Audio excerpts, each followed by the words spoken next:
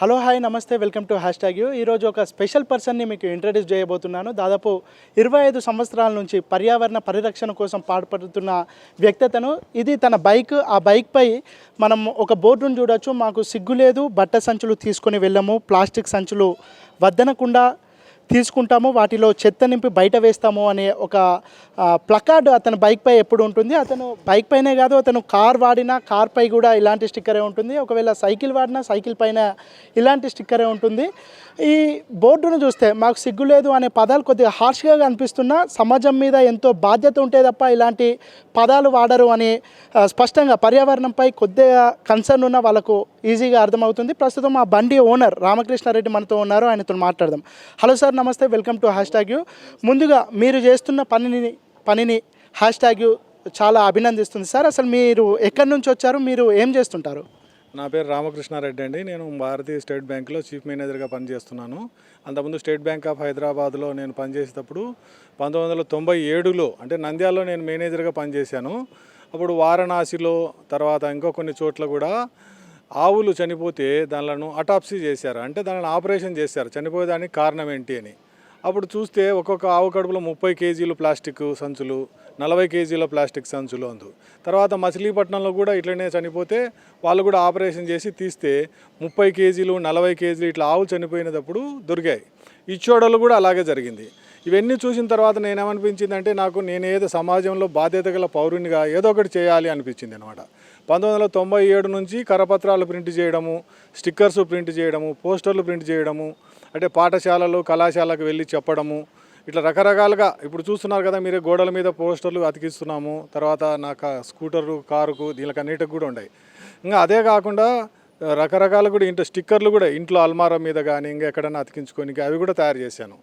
పోస్టర్లు ఏంటంటే ఫస్ట్ నేను తయారు చేసినప్పుడు ఇంటి నుంచి సంచి తీసుకోవాలి, bring your own bags from home, you two can save mother earth అని అట్లా ఆ విధంగా పోస్టర్లు ప్రింట్ చేశాను.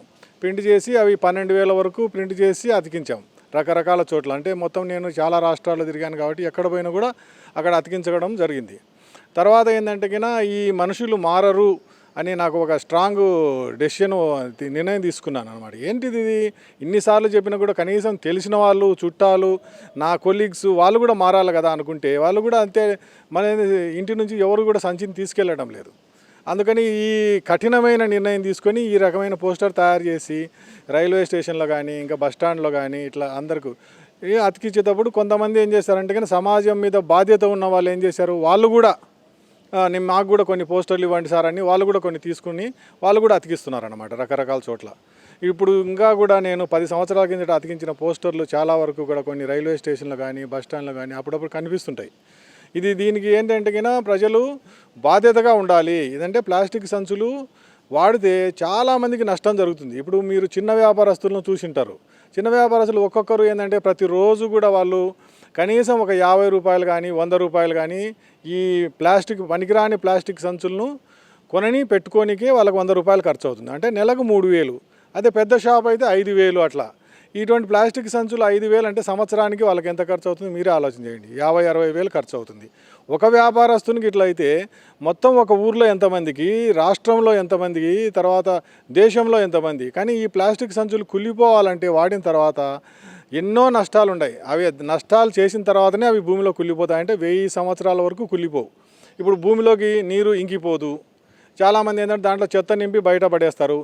అప్పుడు ప్లాస్టిక్ సంచి కుళ్ళి ఎప్పుడు పోవాలి, తర్వాత దానిలో ఉన్న సంచులు ఎప్పుడు, దానిలో ఉన్న చెత్త ఎప్పుడు కుళ్ళాలి, ఇవన్నీ కూడా ఆలోచించకుండా చాలామంది ఏం చేస్తున్నారంటే ప్లాస్టిక్ సంచులు ఉచితంగా వస్తున్నాయి కదా అని ఒకటి కాకపోతే రెండు కాకపోతే 4, ఇంట్లో ఒక పెద్ద మనిషి ఉన్నాడు కదా ఆయన చెప్పొచ్చు కదా పిల్లలకి, అట్లా చెప్పరు. నేను వాడుతున్నారు నా పిల్లలు వాడాలా అంటారనమాట.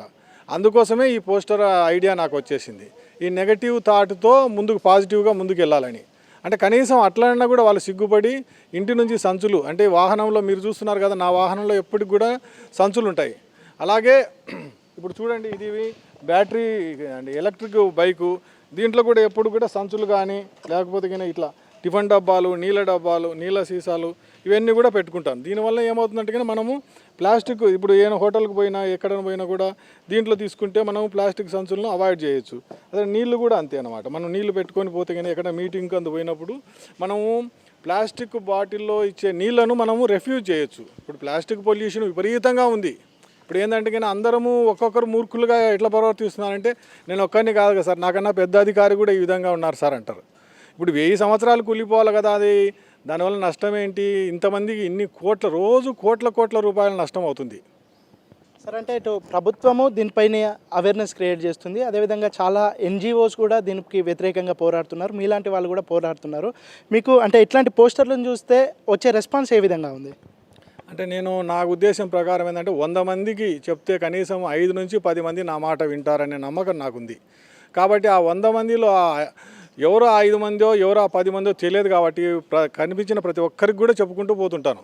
అంటే ఇది 1997 నుంచి చేస్తున్నాను. 1997 అంటే మీరే ఆలోచన చేయండి, దాదాపు 24-25 సంవత్సరాలు అవుతుంది. అంటే ఇట్లా చెప్పుకుంటూ పోవడం వలన ఏమవుతుందంటే కానీ కనీసం 1 కోటి మందికి చెప్పామనుకోండి, కనీసం కొన్ని లక్షల మంది మారుతారు. ఇప్పుడు నేను పుదుచ్చేరిలో వెళ్ళాను, జైపూర్కి వెళ్ళాను, చెన్నై వెళ్ళాను, తర్వాత విశాఖపట్నం, ఇటువంటి ఊర్లలో నర్సీపట్నం, ఇవన్నీ కూడా చాలా ఊళ్ళలో తిరిగాను అన్నమాట. ఎక్కడ పోయినా కూడా ఇటువంటి పోస్టర్లు అతికించడము, క్లాత్ బ్యానర్ కూడా ఒకటి తయారు చేసి అతికించడం, ఇక్కడ పెట్టడం కొద్ది రోజులు. తర్వాత గుంటూరు, విజయవాడ, ఇవన్నీ చోట్ల కూడా అంతే అన్నమాట. ఒక నెల రోజులంతా మేము అక్కడ పోయినప్పుడు అక్కడే అతికించి ఇట్లా పెట్టేవాని అన్నమాట. కనీసం అప్పుడు ఏమవుతుందంటే ఒక ఫీలింగ్ అనేది వస్తుంది వాళ్ళకు, రే మనం చేసే తప్పు అని. వాళ్ళు చేసే తప్పు అని తెలుసు, కానీ ఇప్పుడు వేరే వాళ్ళు ఈ పోస్టర్ను దాటి ప్లాస్టిక్ సంచి తీసుకుపోయేటప్పుడు ఒక రకమైన ఫీలింగ్ వచ్చేస్తుంది. నెక్స్ట్ టైం ఏం చేస్తానంటే నేను పుదుచ్చేరిలో చూశాను. ఫస్ట్ నేను అక్కడ మొదటి వారంలో చాలామందికి చెప్తే అందరూ కూడా కొద్దిగా నెగ్లెక్ట్ చేశారు. తర్వాత వాళ్ళకి చెప్పాను దానివల్ల వచ్చే నష్టాలు ఏంటి అని. వాళ్ళు ఏంటంటే తమిళంలో చెప్పాల్సి వచ్చింది, వాళ్ళకి ఇంగ్లీషు పెద్దగా రాదు, కొంతమందికి హిందీ కూడా అసలు రాదన్నమాట. అందుకని తమిళంలో చెప్పడం వల్ల వాళ్ళకి ఏమవుతుందంటే అర్థమైందనమాట. వాళ్ళు సముద్రం ఒడ్డున ఉంటారు, అసలు సముద్రంలో వేస్తే సముద్ర జీవరాశులన్నీ చనిపోతాయి, తర్వాత డ్రైనేజెస్ అన్నీ బ్లాక్ అయిపోతాయి, చిన్న వ్యాపారస్తులకు నష్టం అవుతుంది, ఇన్ని రకరకాలుగా చెప్పాను అనమాట. అప్పుడు ఏమవుతుందంటే దాదాపు 80-90% వాళ్ళు అందరూ కూడా సంచులు ఇంటి నుంచి తీసుకురావడం మొదలుపెట్టారు. అంటే ప్రతి ఒక్కరింట్లో సంచులు ఉంటాయి, ఏంటంటే కానీ తీసుకురావడానికి వాళ్ళకు నెగ్లెక్ట్ అనమాట. ఎదుటి వ్యక్తికి ఇది హాని చేస్తుంది అని తెలిసినప్పుడు కనీసం కొద్దిమంది అయినా మారాలి నేను అనుకోవడం. సార్ ప్లాస్టిక్ వల్ల ఎన్నో అనర్థాలు ఉన్నాయి, దాన్ని కాదని లేని సత్యం అది. దాంతోపాటు ప్లాస్టిక్ అనేది ప్రతి మానవుని జీవితంలో ఒక భాగంగా మారిందని కూడా దీంట్లో కూడా సత్యం ఉంది. అసలు ఇది రెడ్యూస్ చేయాలంటే ప్రభుత్వం నుంచి ఎలాంటి బాధ్యత వహించాలి, అదేవిధంగా ప్రజల నుంచి ఏ విధమైన రెస్పాన్సిబిలిటీ తీసుకోవాలి సార్? ఇప్పుడు 4 సూత్రాలు ఉన్నాయండి. ప్లాస్టిక్ వల్ల నష్టమైనప్పుడు మనకు ఇతరులకు ఏంటంటే, ఇప్పుడు ఇత్తడి తయారు చేసేవాళ్ళు, కుండలు తయారు చేసేవాళ్ళు, ఇత్తడి బిందెలు తయారు చేసేవాళ్ళు కానీ, ఇలాంటి పేపర్ సంచులు కానీ, క్లాత్ బ్యాగ్ చేశారు, వీళ్ళకందరికీ ఆదాయం తగ్గిపోతుంది. మీరు ప్లాస్టిక్ వాడితే మన కుటీర పరిశ్రమలు దెబ్బతింటాయి. అందుకని ఏం చేయాలంటే 4 సూత్రాలు ముందు పెట్టుకోండి. ప్లాస్టిక్ వస్తువు ఏదైనా ఇచ్చినప్పుడు ఫస్ట్ రెఫ్యూజ్ చేయడము అలవాటు చేసుకోవాలి. తర్వాత రెఫ్యూజ్ చేసిన తర్వాత రెడ్యూస్ అంటే తగ్గించుకోవాలి మీరు. తర్వాత రీయూజ్ చేయాలి. ఏదైనా ప్లాస్టిక్ వస్తువు ఉన్నట్టు ఒక రోజులో పడేయకుండా రీయూజ్ చేసుకోవాలి. రీయూజ్ చేసిన తర్వాత మళ్ళీ రీసైకిల్కి పంపాలి. మీరు ఎక్కడన్నా ప్లాస్టిక్ వస్తువు ఏది వాడి పడేయకుండా ఎక్కడంటే అక్కడ ఇంట్లో ఒక పెద్ద సంచి చేసి, నేను కూడా ఎప్పటి నుంచో సంచులు మన పాత దుస్తులు ఉంటాయి కదా, దానితోనే ప్యాంటుతోనో కానీ వేరే దాంతోనో ఒక పెద్ద సంచి తయారు చేస్తాను అనమాట. ఒకదానికి పేపర్ల కోసం ఒక సంచి, అంటే ప్లాస్టిక్ కోసం ఇంకో సంచి, ఇట్లా రకరకాల సంచులు చేయడం వల్ల ఏమవుతుందంటే కినా దాంట్లో మనం రకరకాలుగా పెట్టేసి రద్దీ తీసుకుంటారు, వాళ్ళే వస్తారు, వాళ్ళకి డొనేషన్ చేసేయడం అన్నమాట ఈ ప్లాస్టిక్వి. ఇప్పుడు మన కోకోనట్ ఆయిల్ బాటిల్ వాడతారు, ఇప్పుడు అంతకుముందు మాదిరి లూజ్గా దొరకడం లేదు సిటీలో, ఎక్కడ పోయి తీసుకుంటాం. అందుకని మనం ఏం చేయాలి, ఆ వాడిన బాటిల్ను రీసైకిల్కి పంపాలి, లేకుంటే రీయూజ్ చేయాలి. మళ్ళీ మీరు దేనికి ఉపయోగించుకుంటారో అది చూసుకోండి. మీరు ఫస్ట్ ఏం చేయాలో వద్దని చెప్పాలి, తర్వాత తగ్గించుకోవాలి. అంటే ఇంటి నుంచి ఇట్లా నా మాదిరి సీసాలను తీసుకెళ్ళాలి, తర్వాత మళ్ళీ వాడాలి, లేకపోతే లాస్ట్లో రీసైకిల్కి పంపాలి. ఈ 4 చేశారంటే కన్నా మనకు చెత్త అనేది చాలా తగ్గిపోతుంది. మీకు ఇప్పుడు డ్రైనేజెస్ చూస్తున్నారు, చాలామంది ఏంటంటే డ్రైనేజెస్లో చెత్త వేస్తున్నారు చదువుకున్న మూర్ఖులు. అంటే ఈ చదువుకున్న మూర్ఖులను మార్చాలంటేనే చాలా కష్టం. ఇటు పోతుంటారు, స్కూటర్లో వస్తారు. నేను కర్నూలులో చూశాను, కేసీ కెనాల్ అని ఉంది, కర్నూలు కడప కెనాల్, దాని పక్కనే గుడి ఉంది. వీళ్ళు ఏంటంటే స్కూటర్లో వచ్చి, కార్లలో వచ్చి కూడా ఇంటి నుంచి చెత్తను ఆ పంట కాలువ చెరువు, అది ఊరి మధ్యలో ఉంటుంది, కింది వైపు వాళ్ళు దాన్ని నీళ్లు తాగుతారు కూడా.